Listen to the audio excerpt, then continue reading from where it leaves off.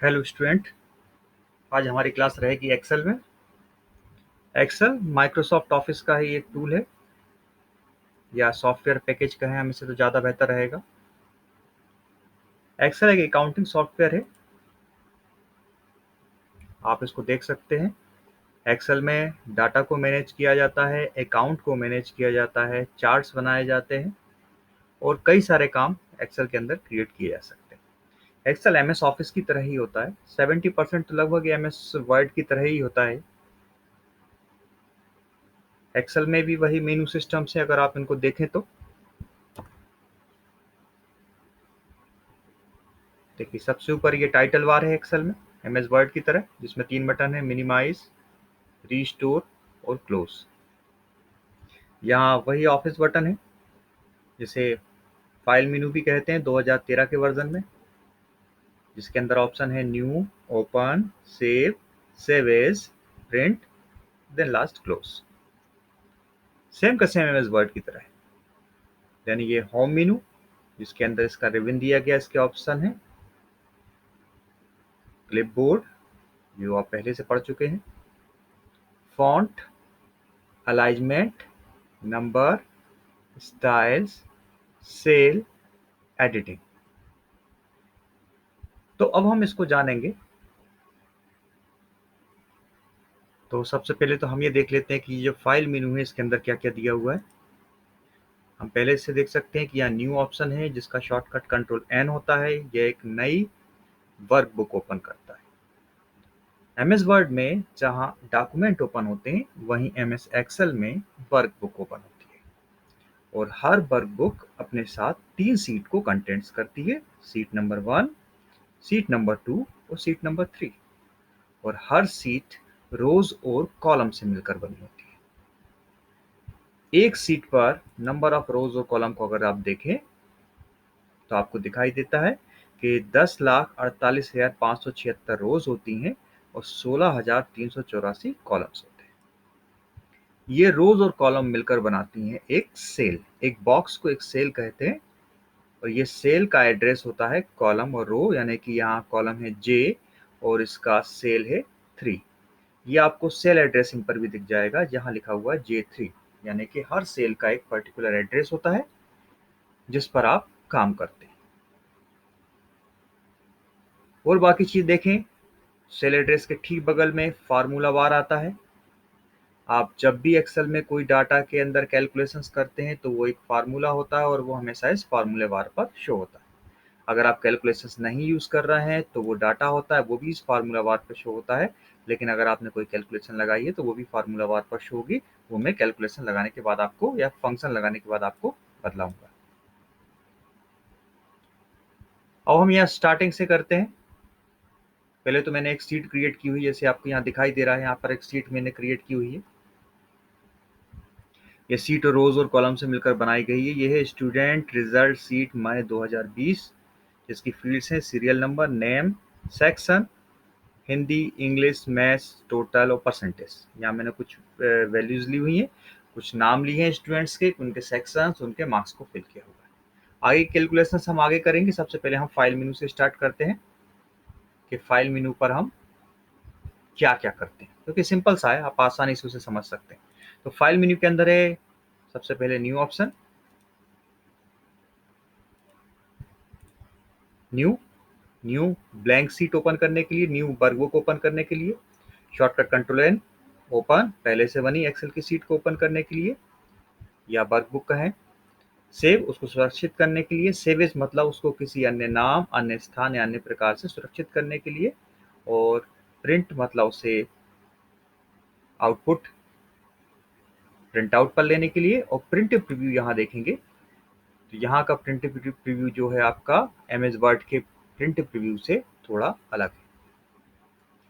Print preview में यहाँ option है print, page setup, zoom, show margin और क्लोज प्रिंट।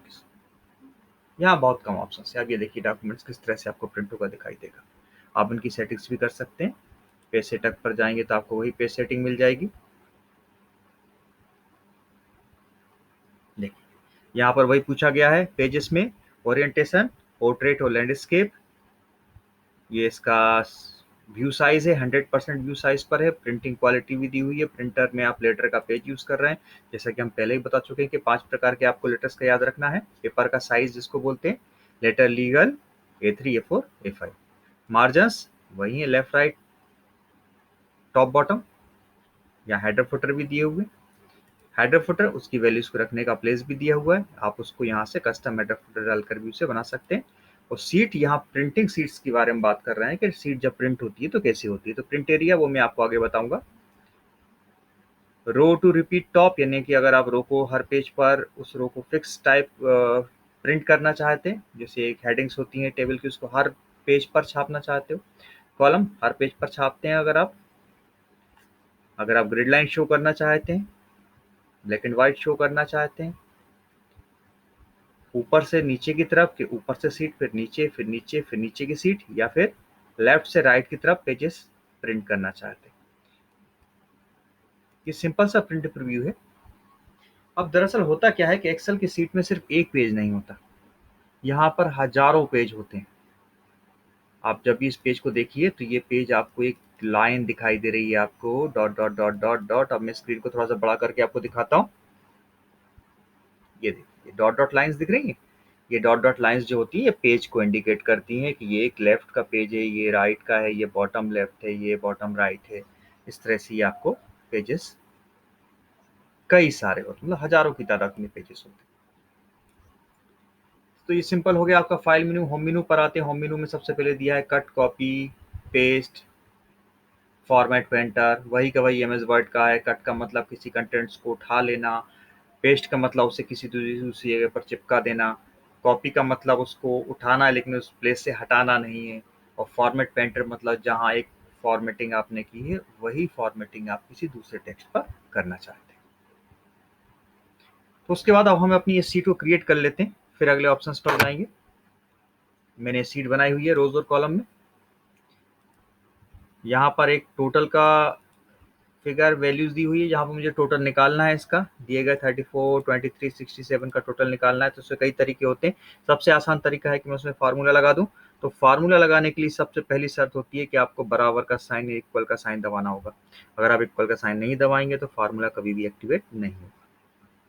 अब देखिए तो यहाँ वैल्यू लिखी 34। 34 पर आप जैसे ही क्लिक करते हैं तो मुझे एड्रेस बार के ऊपर साफ दिखाई देता है E4, क्योंकि 34 जो है इसका सेल एड्रेस है E4 प्लस। अब मैंने प्लस का सिंबल दबा दिया तो E4 plus F4 plus G4। तो मेरा जो एड्रेस बन गया है, जो मेरा फार्मूला बन गया है, वो हो गया है equal E4 plus F4 plus G4।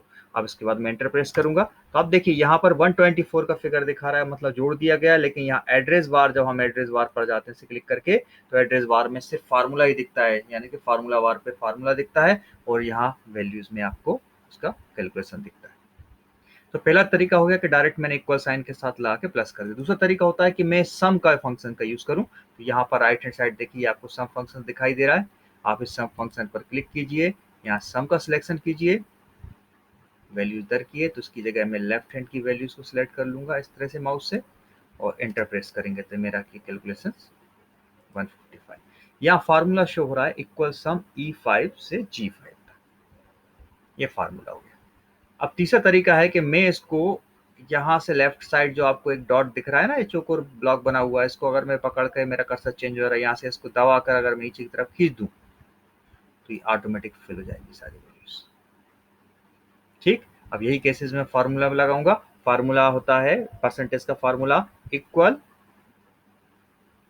Obtain marks, यानी कि H4 डिवाइडेड बाय, कितने सब्जेक्ट हैं, 3 है तो 300, और मल्टीप्लाई बाय 100। ये मेरा फार्मूला मैंने लगा दिया इसमें। H4 divided by 300 multiply by 100, ये फार्मूला होता है परसेंटेज निकालने का। एंटर किया, ये परसेंटेज आया और इसको मैंने उसी तरह से खींच दिया। तो मेरी ये पूरी एक टेबल क्रिएट हो गई है। आप दिखाई दे रहा है आपको कि मैंने एक टेबल क्रिएट यहाँ पर कर ली है। इसका नाम है स्टूडेंट रिजल्ट सीट मई 2020। अब इस वाली टेबल पर मैं काम करूंगा। अब मैं यहाँ से फिर से आता हूँ यहाँ पर मेनूज पर, तो अब मेरे सामने वही लिखा है फॉन्ट मेनू में फॉन्ट लैंग्वेज चेंज करना, Calibri, font size, increment, decrement, font, bold, italic, underline, ये बॉक्सेस, ये बॉर्डर से ही मैंने ये बॉक्सेस के बॉर्डर बनाए। अगर आप ये सिलेक्शन करके यहाँ से बॉर्डर को सिलेक्ट कर लेंगे तो ये देखिए बॉक्सेस क्रिएट हो गए। ये फिलर आ गया है, जिसे हम फिल कलर भी कहते हैं। आप किसी बॉक्स के अंदर रंग भरना चाहते हैं उसका यूज कर सकते हैं। ये फॉन्ट कलर है, आपको पुराना पता है। अब यहाँ पर जो अलाइनमेंट्स, जो आपके लेफ्ट सेंटर राइट अलाइनमेंट, वहाँ जस्टिफाइड अलाइनमेंट होता था या नो पोजीशंस होती है किसी बॉक्स के अंदर डाटा को रखने की। अब मैं सेल को थोड़ा सा बड़ा कर देता हूँ जिससे मुझे वो पोजीशंस दिख जाए। अब मैंने यहाँ पर एक वैल्यू ली है लाइक क्यू। अब ये क्यू देखिए बिल्कुल बॉटम लेफ्ट पर है। अब मैं इसको यहाँ कर सकता हूँ टॉप, मिड, बॉटम, यानी top, centre, bottom, left, centre, right. अब ये सारी पोजीशंस यदि मैंने इसको मूव कर दिए तो ये 9 पोजीशंस क्रिएट हो जाती हैं किसी भी सेल को, उस सेल के अंदर उस वैल्यूज को रखने के लिए। अगर उस वैल्यू को आप कुछ मूवमेंट देना चाहते हैं, कुछ एंगल पे घुमाना चाहते हैं, तो आप इसे मूव भी कर सकते हैं। ये देखिए ये मूव हो गया, ये देखिए आप इसका यूज भी कर सकते हैं। ये इंडेंट है, ये आपको पहले ही पता, डिक्रीज और इंक्रीज इंडेंट होते हैं। ये व्रैप टेक्स्ट है। अगर कोई, जैसे सेल को देखिए, इस सेल में लिखा है स्टूडेंट रिजल्ट सीट मई 2020 से। इस सेल में तो सिर्फ स्टूडेंट लिखा हुआ है, जबकि बाकी वैल्यू अगले सेल में चली गई है। अगर अगले सेल में कोई दूसरी वैल्यू होती तो आपका ये सेल अपने जो वैल्यूज तो उसको डिस्प्ले नहीं कर पाता। तो अगर मैं इसे व्रैप टेक्स्ट करूंगा, ये देखिए एक ही बॉक्स में नंबर ऑफ लाइंस में ये वैल्यूज आ जाएगी। ये उपयोग होता है आपका व्रैप टेक्स्ट का। अब मार्जिन सेंटर का यूज करेंगे तो ये जो सेल आपका दिया हुआ है, सेल के अंदर लिखा है स्टूडेंट रिजल्ट सीट मई 2020, पर मैं चाहता हूं कि ये पूरे सेल्स पर यही एक सिंगल वैल्यू हो, उस जो सेंटर हो जाए, तो सारे सेलों को मिलाकर एक सेल बना लेगा और जो वैल्यूज पहले नंबर पे मिलेगी उसी को सभी जगह पर सेंटर पे रख देगा। ये देख लीजिए, ये सिंगल बॉक्स बन गया और इस पर मैंने बॉक्स लगा दिया। आप ये देख सकते हो क्या लिखा है, स्टूडेंट रिजल्ट सीट मई 2020, ये सेंटर भी हो गया है और एक सिंगल बॉक्स में कन्वर्ट हो गया मार्जिन सेंटर। उसके बाद ये जो दिया हुआ है नंबर्स, आप यहाँ पर देख सकते हैं कि ये दिया हुआ है नंबर्स।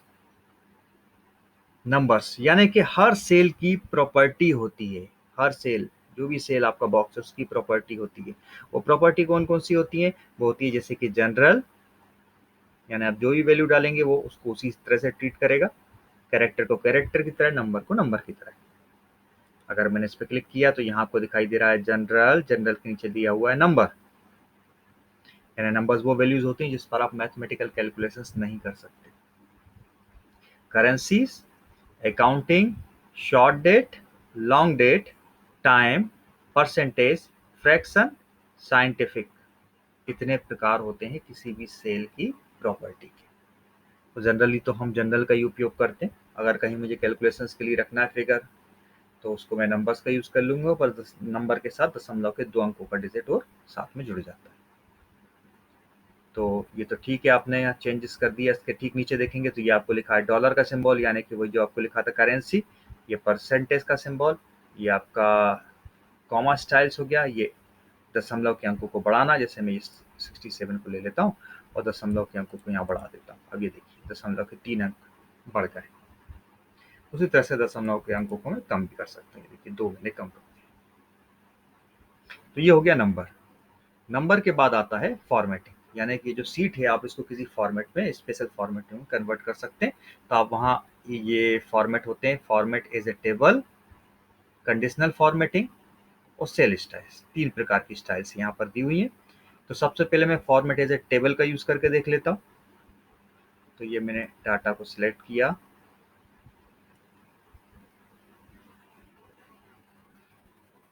ये मेरा डाटा सिलेक्ट हो गया है। ये ऊपर शायद गलती से मुझसे कुछ मिट गया है, कोई बात नहीं। ये मैंने सिलेक्ट किया डाटा, और ये फॉर्मेट एज ए टेबल में कई प्रकार के फॉर्मेट्स दिए हुए, मैं किसी भी एक फॉर्मेट का यूज कर लूंगा।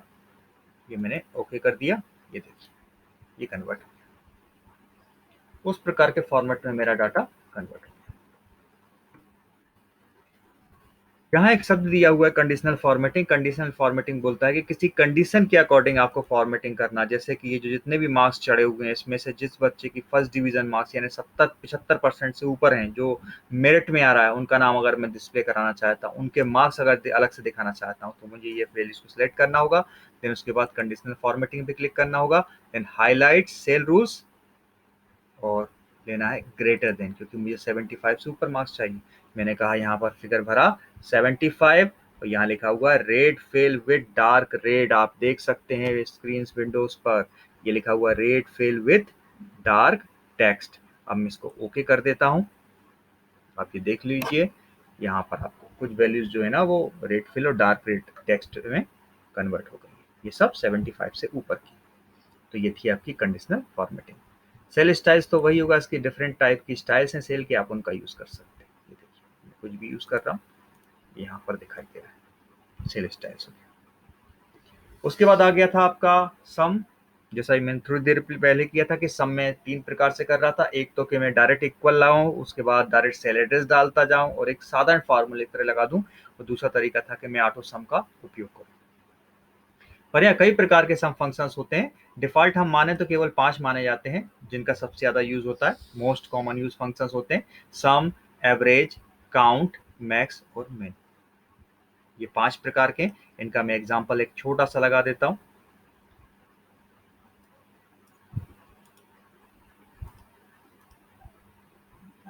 यहाँ मैं कुछ वैल्यूज डाल रहा हूँ, आप उस पर ध्यान से देखें। यहाँ मैंने लिखा है सम, एवरेज, मैक्स, मिन और काउंट। अब देखिए मैं इसके ठीक बगल वाली सेल वैल्यूज में इसको डालूंगा।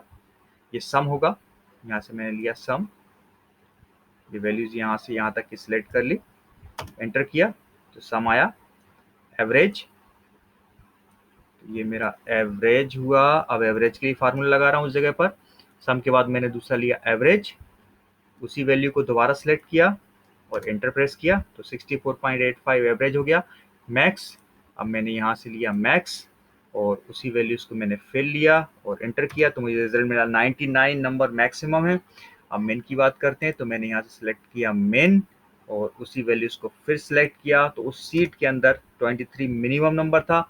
और मैंने कहा काउंट यानी कि नंबर ऑफ कितने रिकॉर्ड्स हैं, मैंने उनको फिर से सिलेक्ट किया। सेम प्रोसीजर है, जैसे मैंने सम किया वैसे ही एवरेज किया, वैसे ही मैक्स किया, वैसे ही मिन किया। तो यहाँ कुल मिला के 7 रिकॉर्ड काउंट हुए। तो ये आपके थे फार्मूलेस। कई फंक्शंस इसमें दिए हुए हैं, आप मोर फंक्शंस पे क्लिक करेंगे तो बहुत सारे फंक्शंस आपको इसमें यहाँ मिल जाएंगे। मोस्ट कॉमन, यूज ऑल, बहुत सारे फंक्शंस मिल जाएंगे। और तो फंक्शंस तो इतना अनलिमिटेड है कि आप जिस सारे फंक्शंस आपको यूज करना आता है आप उससे आप उसको यूज कर सकते हैं। देन इसके बाद एक शब्द आता है यहाँ पर फिल। तो आप यहाँ देखिए, यहाँ लिखा हुआ है एक फिल और एक लिखा है क्लियर। तो पहले क्लियर देखते हैं। तो क्लियर में लिखा है क्लियर ऑल, मतलब सब कुछ साफ कर देगा, वैल्यूज भी साफ, फार्मूले भी साफ, फॉर्मेटिंग भी साफ। अगर क्लियर फॉर्मेट कहेंगे तो वैल्यूज वहीं पर हैं, कैलकुलेशंस के रिजल्ट वहीं रहेंगे, सिर्फ फॉर्मेटिंग गायब हो जाएगी, रंग गायब हो जाएगा, टेक्स्ट का कलर गायब हो जाएगा। क्लियर कंटेंट्स करेंगे तो कंटेंट्स हट जाएंगे लेकिन उस जगह की फॉर्मेटिंग वहीं रह जाएगी। यानी अगर कोई दूसरा वैल्यू उस बॉक्स में डालेंगे तो वो उसी तरह के रंग में बनेगा जैसा पहले फॉर्मेट डिसाइड किया था। और क्लियर कमेंट्स, अगर आपने कोई कमेंट डाला होगा तो वो कमेंट्स ही हटेगा, बाकी कुछ भी नहीं हटेगा। तो क्लियर तो बहुत आसान सी चीज़ है। अगर मैंने यहीं की बात कर देता हूँ, ये जो वैल्यूज है इस पे जाता हूँ और उसको बोल देता हूँ कि भाई अब क्लियर जो है वो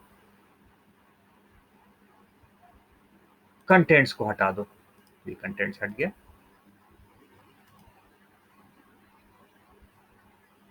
है ना। तो आप जैसे क्लियर फॉर्मेट्स हटा दो, तो फॉर्मेटिंग तो कुछ थी नहीं इसलिए हटेगा नहीं, सिर्फ कंटेंट्स ही कंटेंट्स था उस जगह पर, तो आप उसको हटा सकते हैं। अब ये जो फिल शब्द है, फिल शब्द के अंदर हमारे पास शब्द आता है डाउन, राइट, अप, लेफ्ट और सीरीज। यही ध्यान रखना मुझे 5 चीजों का, बाकी कोई ज्यादा मतलब नहीं है। डाउन का मतलब होता है ऊपर वाली वैल्यू नीचे की तरफ आ जाए, और राइट का मतलब लेफ्ट वाली राइट पर आ जाए, अप का मतलब डाउन वाली अप पर आ जाए, और लेफ्ट मतलब राइट वाली लेफ्ट पर आते हैं। अब यहाँ आप देखिए 88 की वैल्यूज है। अब मैं अगर ये यहाँ एक छोटा सा एग्जांपल दे रहा हूँ, ये 77 ऊपर है, 88 नीचे है। अगर मैं इसको डाउन कर दूंगा तो जो ऊपर का 77 है वो 88 की जगह पर प्लेस आ जाएगा। देख लीजिए, आप ऊपर भी 77 है, नीचे भी 77 है, क्योंकि ऊपर की वैल्यू नीचे की तरफ डाउन हुई है। उसी तरह से आपको लेफ्ट, राइट, टॉप और लेफ्ट राइट अप और डाउन भी वैसे ही करना है। ये शॉर्टिंग है, आप डाटा को सबमिट जमा सकते हैं। ये मेरा डाटा रिकॉर्ड कर लिया, मैंने तो बाय डिफ़ॉल्ट अल्फ़ाबेट ऑर्डर में लिया हुआ है। चलिए मैं विंडोज़ को इसको हटा देता हूँ। ये देखिए, ये मेरे पास सेल है, ये पूरा सिलेक्ट है और मैं इसको हिंदी के मार्क्स के हिसाब से अगर जमाना चाहता हूँ तो शॉर्ट एंड फ़िल्टर में कस्टम शॉर्ट का यूज़ करूँगा। क्योंकि अगर मैंने उसके पहले 2 ऑप्शंस का उपयोग किया जिसमें लिखा है शॉर्ट स्मॉलेस्ट टू लार्जेस्ट, तो वो हमेशा पहली वाली फ़ील्ड जो सीरियल नंबर है उसके हिसाब से जमा देगा। जैसे 1 2 3 4 5 आ गया, और अगर मैं लार्जेस्ट टू स्मॉलेस्ट किया तो ये 7 6 5 4 3 2 1 से उल्टा हो जाएगा। अगर मैंने कस्टम शॉर्ट का यूज़ किया तो मैं सिलेक्ट कर सकता हूँ किसी वैल्यूज़ को, सीरियल नंबर की जगह मैंने कहा कि भाई आप हिंदी के मार्क्स में वैल्यूज़ को लार्जेस्ट से स्मॉलेस्ट की तरफ करें। ये वैल्यूज़ को देख लीजिए, ये चेंज हो गए। 99, ये 66 सबसे ऊपर है, 55 55 44 44 34 33 यहाँ के सारे सीरियल नंबर कन्वर्ट होकर चेंज हो गए। और उसके बाद लास्ट ऑप्शन था फाइंड रिप्लेस। तो ये तो पहले भी आपको पता है वर्ड के अंदर कि फाइंड का मतलब किसी शब्द को ढूंढना होता है, रिप्लेस का मतलब उसे बदलना होता है, गो टू का मतलब किसी भी एक पेज पर, लाइन पर, सेक्शन पर, फार्मूला पर, कमेंट्स पर पहुंचना होता है। तो ये आपके दोनों मेन्यूज हो गए जिसमें फाइल और होम मेन्यू है। अगली क्लास में हम नेक्स्ट 2 मेन्यूज के बारे में बात करेंगे। आप इसको ध्यान से पढ़ें। यदि कोई समस्या है तो आप मुझे व्हाट्सअप कर सकते हैं, मुझे कॉल कर सकते हैं। बाकी आपको इसकी पहले भी बुक्स प्रोवाइड की जा चुकी है, आप उस किताब से उस मैटर्स को पहले पढ़ लें, देन उसके बाद इस प्रैक्टिकल को करें। और दिया गया वीडियो आप उसको लाइक या डिसलाइक कर सकते हैं, एज यू विश, जैसा आप चाहें, और कमेंट्स करें। Thank you.